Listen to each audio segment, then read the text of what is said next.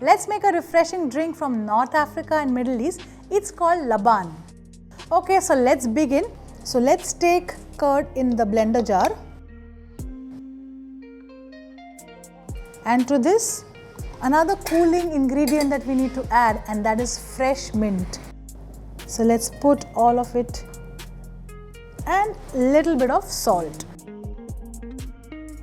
Some ice cubes. And now let's just blend this.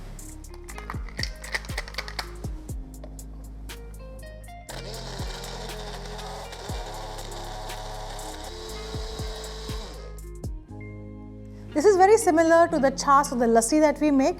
All that it has is mint, and the chas that we make in India also has ginger, green chili. So it's a good switch from the regular thing that we do to give this recipe a try. Now that it is ready, let's pour it in the glass. So let's put some fresh mint leaves in the glass. And if you think you need some ice, you can also add that. And now let's add the Laban.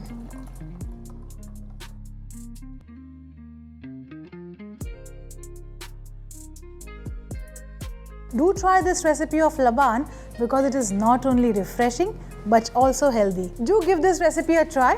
Cheers!